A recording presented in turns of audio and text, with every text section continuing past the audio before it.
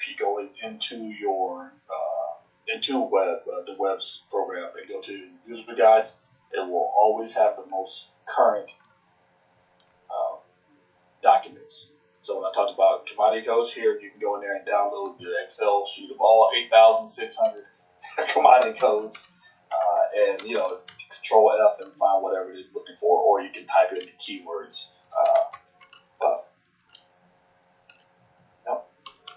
So then it kind of just going down to search opportunities. You can do by commodity codes, which will then narrow search only by the commodity codes that you have put in against your profile, and then your counties, whichever counties that you have assigned to your profile that you want to cover. When you click those and then you hit search, it will narrow it down to those. So any contracts that are out there or solicitations that are out there that are not pertinent to your commodity codes or your counties won't show. So it's good to search, my stuff as well as all, because there may be things that you may be available to do it.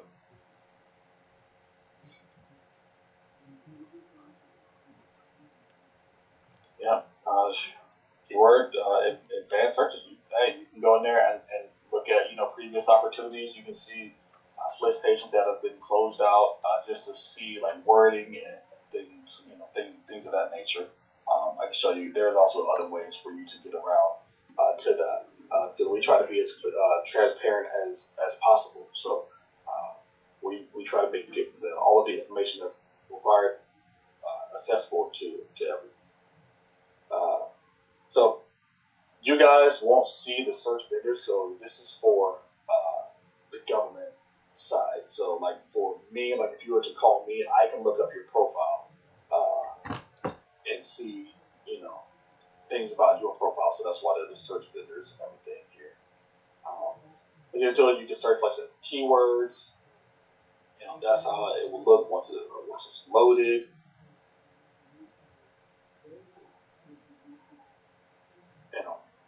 So as far as for OMWBE certifications, so once you go through this, it asks you if you want to start up your OMWBE certification, which is your Office Women and Minority Business Enterprise certification, which identifies you as a minority or woman-owned business in Washington State, as well as the Veteran-owned business certification, which you do not get through us. You get through the Washington Department of Veteran Affairs and OMWBE. Respectively. Once you have gone through their process and they're finished, it will automatically populate to your web's profile. Let's see, hold on. Who's in here? Who's in this week before I say what I'm about to say? All right.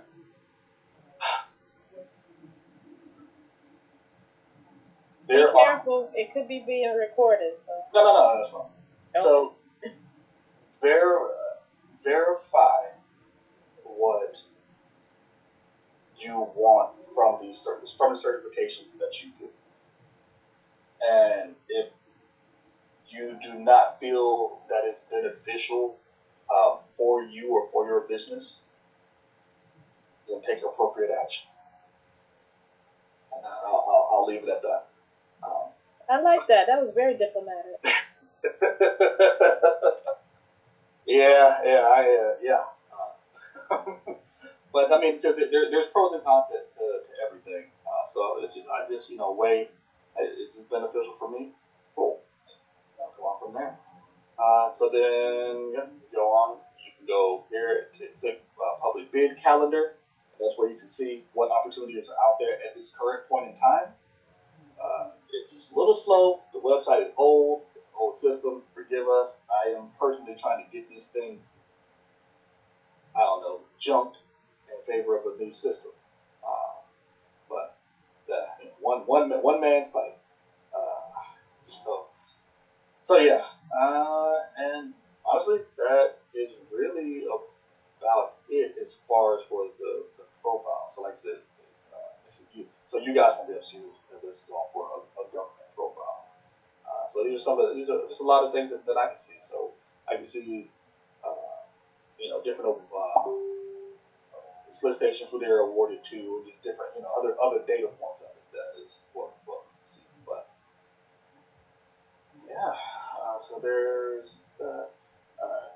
This is super helpful. Does anybody have any direct questions for Cedric? I know one of the things that we have when we set up our profile, we did not do this. Like, we get solicitations for everything, and so I stopped reading them. But now, with this particular presentation, I can go in and customize it better, so that I'm not getting so much stuff. So thank you for that. That's something I walked away from this with. So thank you for that. Cedric. No problem. And because I like you guys, until I see a question pop up or a hand pop up, I'll go through this. So we don't need all this because we've already been through it. So this is what you go on the web and you look for an opportunity, and let's say you find whatever the opportunity is. This is what it will look like. So I'll have the date posted, the date that it closes, the estimated annual value, commodity codes, and you see that they have a bunch of different commodity codes that they're doing a bunch of different counties. It's not all the counties. If it was all the counties, all this would be built up. But that's what it would look like.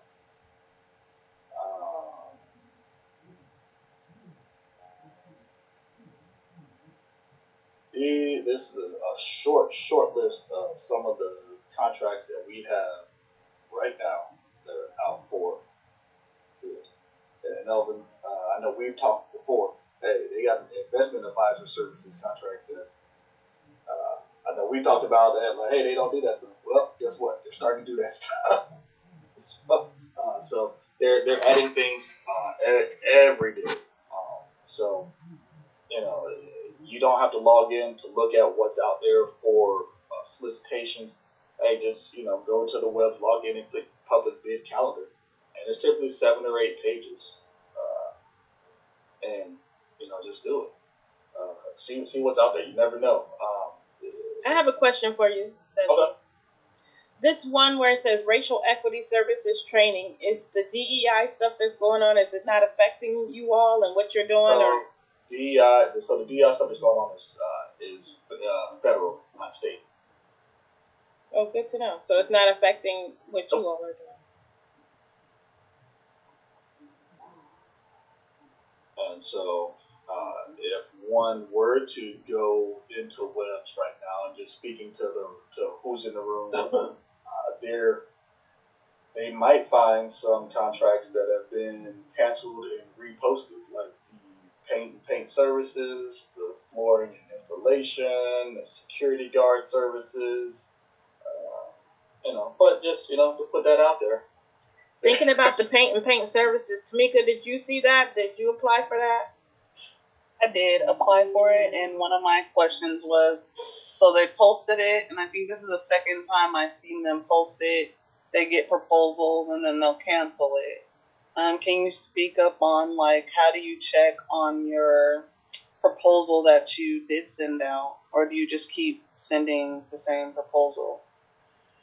So the DES answer for that is, well, did you submit it before the due date? Yes. How far in advance? Maybe 24 hours. Okay, good. So now, while I don't know specifically what happened to this, because that's up to the contract specialist, it could be from the Q&A sessions. It could be from things that they're seeing in some of the proposals and responses that, hey, well, we're seeing these and some of the proposals that we're getting. So if something in the contract wasn't clear, okay, then they need it to be more clear because it's creating more confusion than anything else, then they will cancel the contract and then clear up whatever it is they have to clear up and then repost it. So how do you know if your proposal, it was my first one, so everybody, so once they cancel it, everybody will have to resubmit.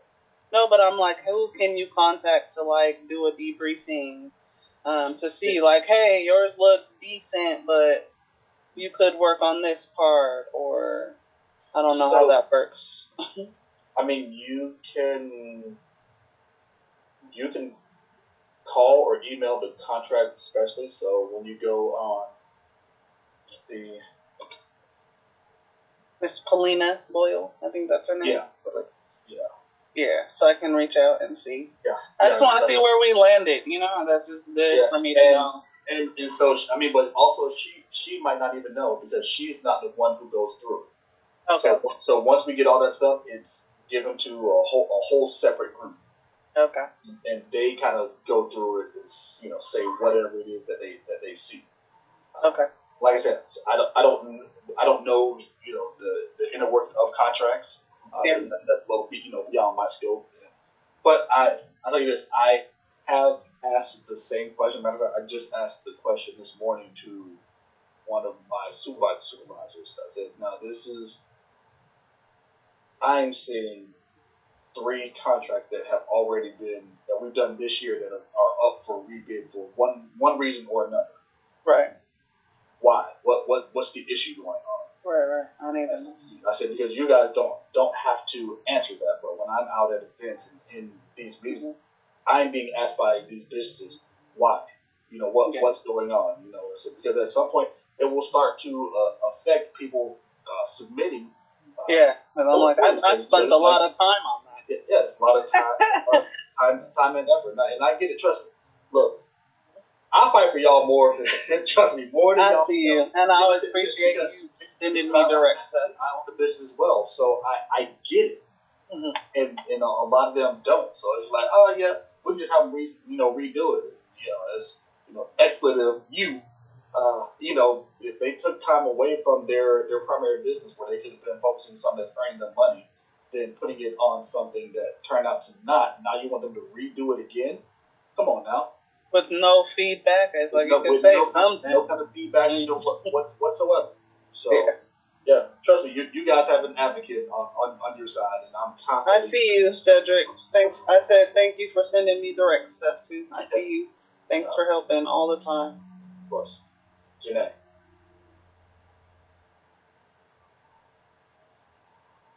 Oh, sorry, I was talking on mute.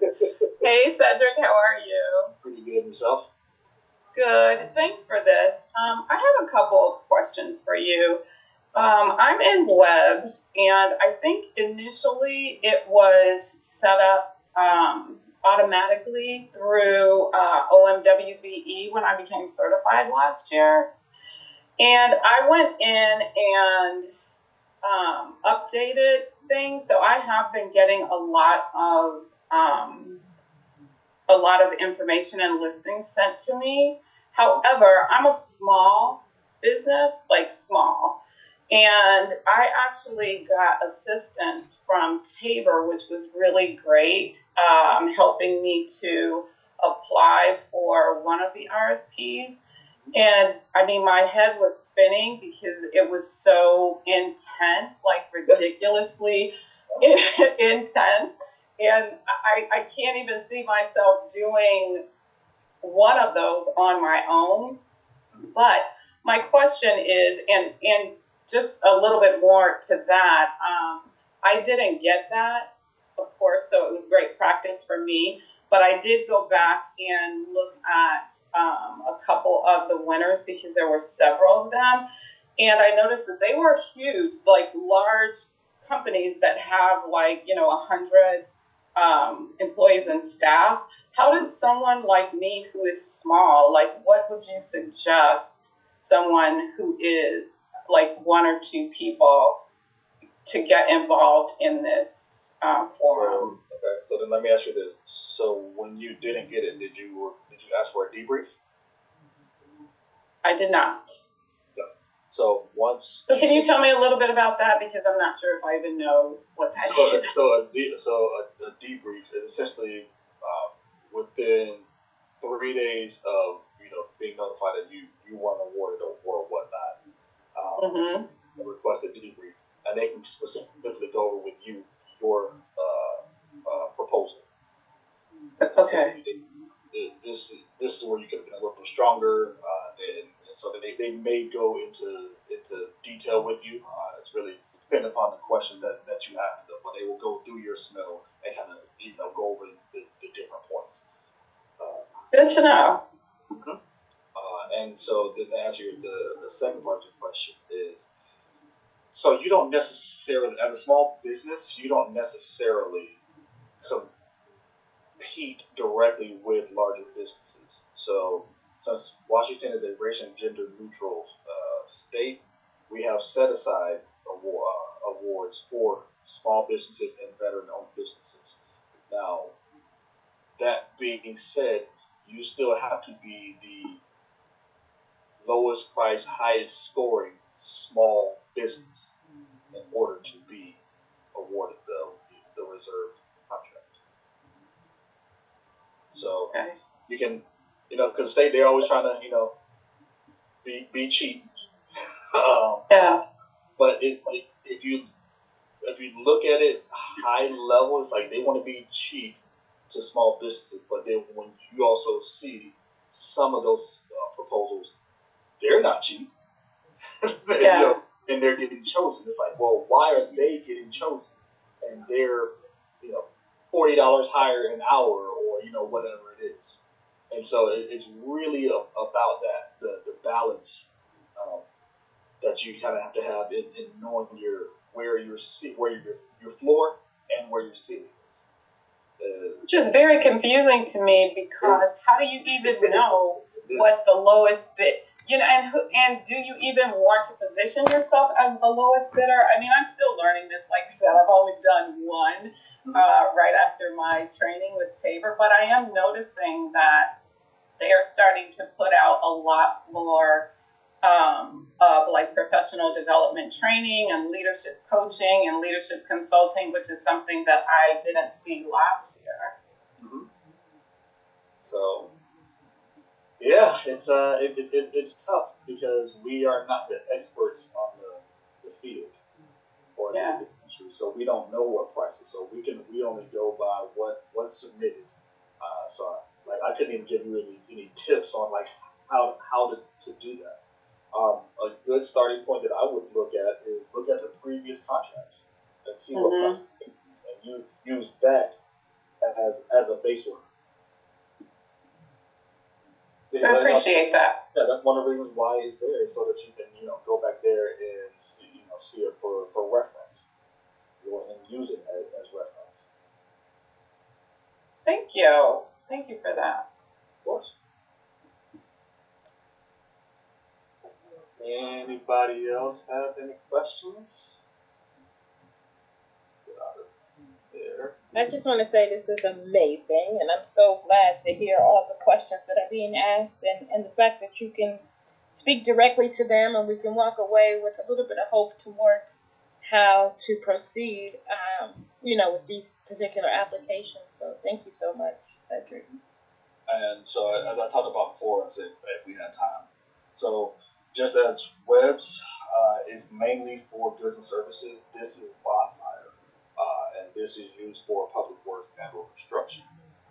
So it's set up basically the same. It's just more user friendly and intuitive, but it has all the same information. The day that is open, the day that is closed, question and answer. Please, please, please. If you see a solicitation and it's within the question and answer period, ask. You ask questions. No question is too dumb. No question is too is anything. Ask. You're not going to get a direct response. They're going to respond to the group in whole. So they're going to send out. They're going to post an amendment with the Q&A questions and answers, and that's so everybody can see all the questions. It will tell you if it affected the solicitation or not. But yeah, so this is what it looks like in webs for those construction for the construction companies that are out there.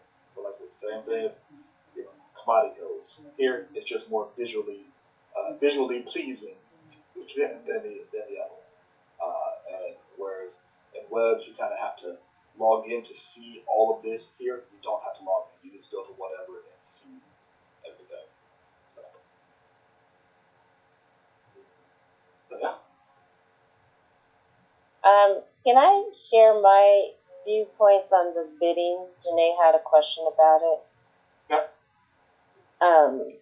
So I think when it comes to looking at a contract and doing an RFP for a contract and thinking through the bidding, I do think it's important. I think it's good, like you said, Cedric, that's a good suggestion to go back and look at previous contracts. But I also think it's really important to understand with bidding competitively is what you're doing, but you don't want to undercut or underbid yourself. And I think that in every business, not everyone is your customer. And that may be the case as well, sometimes with the state or a state contract. I think it's most important. I'll never forget, I did a workshop with a woman who talked about negotiating, and she talked about knowing your resentment rate. And that is, all of us probably have had an experience where we've taken on a client and worked for someone, and we didn't give them the rate that really was going to match the amount of time or hours that we put into it. And so we start resenting that job or that contract or even that person. But really, it started with what we quoted our rate was going to be.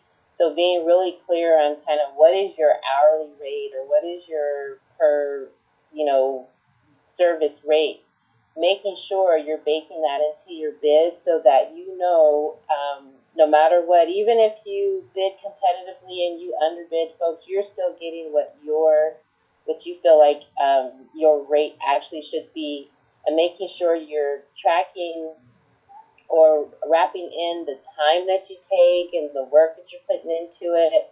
If you're bringing on anyone to work with you, making sure you're clear on what their rate is, so that as you're bidding, even if you don't get that contract, you're being competitive, but you're not underbidding yourself personally or your business itself. So that to me, knowing your worth goes with contracts as well. They talk about that with jobs and job offers, but when you go into the contracts, we can sometimes be tempted. And as Black folks, sometimes it's like, oh, I just want to get in there, I just want to get in the door. But play the right game. So make sure you're not at or below your resentment rate. Definitely good information. So we see that a lot. And like I said, I deal with small businesses a lot. A lot of businesses, they like underbid and lowly bid just to get on a contract. And I'll tell you, one of my biggest complaints is they do that just to get on the contract, and they may not ever be utilized on that contract. So, set yourself up in your business for success.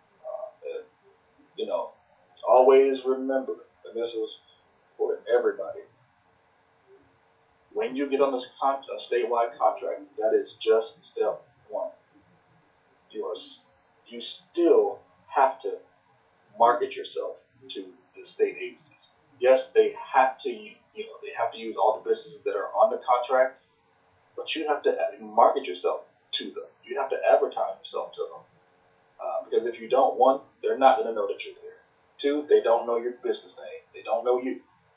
So they're not just going to randomly choose you just because you're on this list. And we are in the process of trying to work on how to, maybe doing a workshop or something on, hey, once you get on the statewide contract, what should you be doing after? Not necessarily the things that you go through in your onboarding, but hey, that's step one. You still need to, advertise yourself. Hey, you can go to thiswithoutwa.gov and see who's utilizing your services, and then reach out to them and introduce yourself.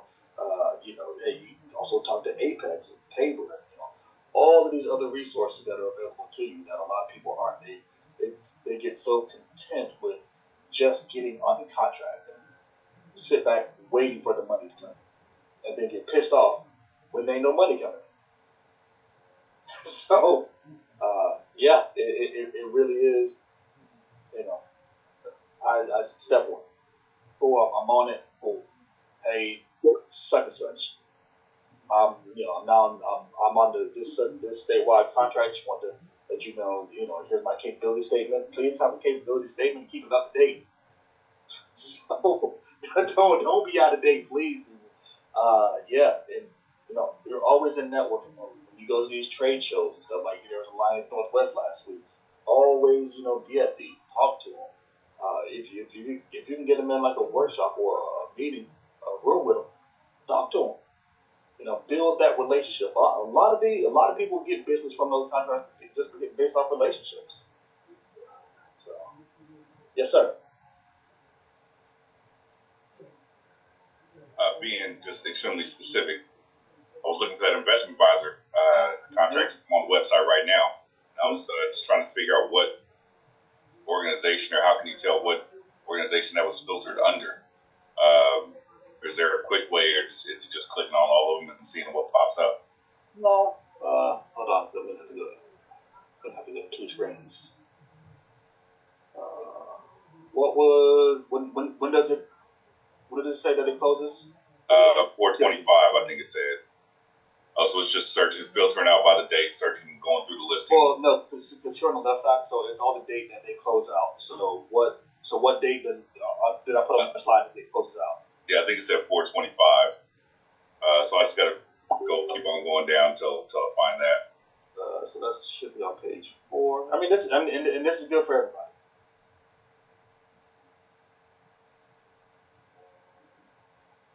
All right, so 425. So investment advisor services. So Washington State University. So WSU is who put it out there. Man, my alma mater better give it to me. Okay, and here we'll even go a step further.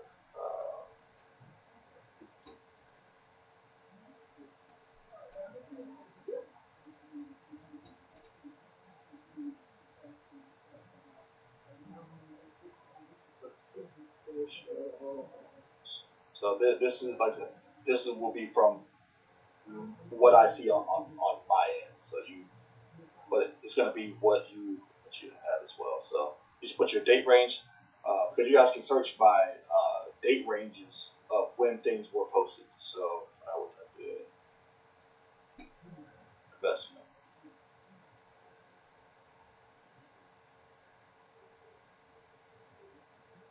And so then this is what the solicitations look like. This is what all solicitations in webs will look like. So it'll tell you who's putting it out there, what the title is,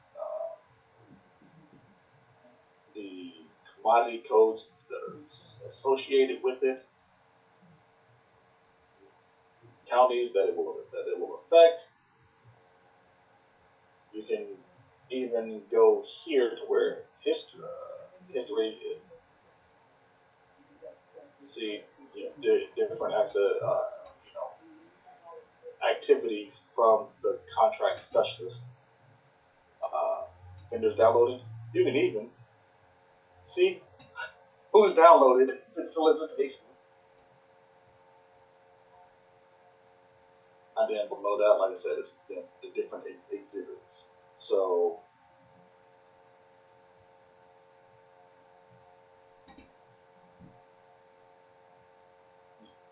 there's all of that information. So I clicked on the first document.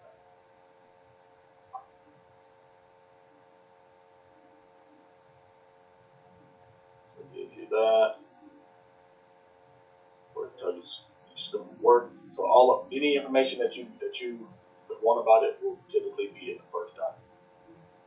So when you do it here, it has the name of the person that's managing it. It tells you. And so the Q&A period ended on the 28th. And like I said, so it will tell you all the information that you requirements and experience, things of that nature. So all that can be found inside of webs from now. And so when so if there are any amendments, which there will be, so I'm sure they're gathering all the question and answers. So then a new document will be added, and it'll go under solicitation amendments, and it'll say question and answer. So boom, then they would then put it there so that everybody has access. So that's why, like I said, they won't. If you submit a question to them, they won't answer you directly because they're going to answer. They're going to respond to the whole group. And don't let the number of businesses that have downloaded it deter you from submitting. We've had some where 200 businesses downloaded it, but only 10 actually submitted proposals. So don't let this, like I said, deter you. And that's for, like I said, for everybody.